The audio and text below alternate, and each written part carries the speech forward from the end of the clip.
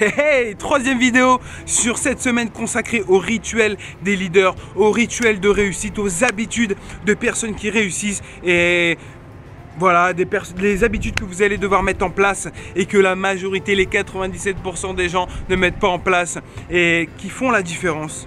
Et c'est le point commun en fait, les habitudes que je vous donne cette semaine, c'est vraiment des habitudes qui vous permettront de développer une vie puissante et impactante et c'est surtout les habitudes communes aux personnes qui réussissent, des habitudes communes aux personnes qui atteignent leur objectif, une habitude commune aux personnes qui impactent ce monde et qui ont impacté ce monde et qui impactent ce monde à l'heure actuelle.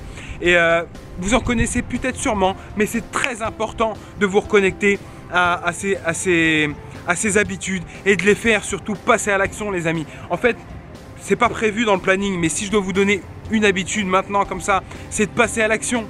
Passez à l'action, vous avez un savoir, passez à l'action. En fait, ça sert à rien d'avoir tout un tas de savoir et de mettre en place un petit truc. Vaut mieux avoir un petit truc, mais mettre en place ce truc à fond. Ça sert à rien, je vous fais tout un tas de vidéos et je vois pas mal de gens qui n'appliquent pas. Il y a pas mal de gens aussi qui appliquent et gratitude à ces personnes qui appliquent. Je suis fier de vous et j'espère que vous êtes fiers de vous d'appliquer ces trucs. Mais voilà. Passez à l'action les amis. Et en fait la clé, donc la vraie clé d'aujourd'hui, la vraie clé d'aujourd'hui c'est tout simplement planifier. Les leaders planifient. Les personnes qui réussissent leur vie planifient. Ils ont cette habitude de planifier. J'ai parlé à pas mal de millionnaires et j'ai remarqué que le millionnaire qui planifie le moins, à qui j'ai parlé, eh ben, il planifie au mois. Donc il planifie toutes ses journées, toutes ses activités, tout ce qu'il a à faire au mois. Mais j'ai parlé à des leaders. J'ai parlé à des personnes qui gèrent de grosses entreprises, qui sont millionnaires, milliardaires. Et c'est marrant parce qu'au prorata de ce qu'ils ont comme argent, eh ben, on voit qu'ils planifient en fait, par exemple, j'ai parlé à un milliardaire là il y a un mois. Et wow, j'étais choqué. Pourquoi? Parce que cette personne en fait, elle a un planning déjà prévu jusqu'à début 2018. Donc là on est en 2015, hein, on est en juillet 2015. Cette personne a un planning prévu jusqu'à début 2018. Mais je ne sais pas si vous vous rendez compte, ça veut dire que jusqu'à début 2018, tout est programmé. Elle sait exactement ce qu'elle va faire. Il n'y a pas un moment où elle se dit merde, qu'est-ce que je fais aujourd'hui? Non, tout est programmé. Après, ça plaît, ça déplaît. Moi, personnellement, je ne suis pas trop du genre à planifier. Mais quand je le fais, si vous le faites, si tu le fais, franchement, ça va être vraiment quelque chose d'exceptionnel. Et quand je le fais, je remarque qu'en fait, mais j'optimise mon temps mais de manière puissante et en fait je suis hyper focus en fait parce que tout est planifié, c'est à dire que je sais que je vais faire ça et ça ou ça ou ça et quand je suis dans le truc je pense plus aux autres choses, c'est à dire qui fait que je suis hyper performant dans le truc que j'ai planifié et je sais que je vais faire quelque chose d'après et je pense pas au truc que j'ai fait d'après parce que en fait tout est déjà prévu et ce qui fait que je suis vraiment focus et vraiment aligné avec ce que je fais et ça me fait gagner en fait un temps fou. Je pensais qu'en fait que planifier ça m'enfermerait en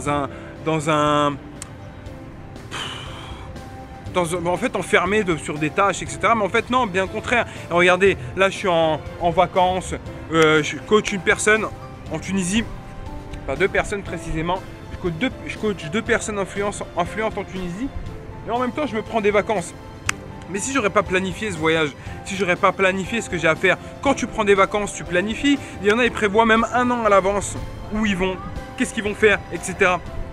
Et au final, ils gagnent un temps fou, ils gagnent de l'argent, ils gagnent de l'énergie en fait, tout simplement à avoir planifié ses vacances un an à l'avant. Donc planifie, il n'y a pas que tes vacances que tu dois planifier, il y a ta vie en fait. Et c'est ce qui vraiment te permettra d'avoir un comportement de leader, d'avoir des attitudes de leader, d'avoir des habitudes tout simplement de personnes qui réussissent. Et donc voilà.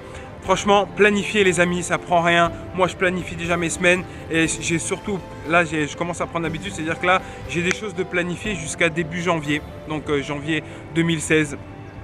Et voilà, je sais que maintenant, j'ai plus à me soucier de ce qui est déjà planifié puisque c'est déjà là. Je sais qu'il y a les dates, tout patati patata. Donc voilà, bim.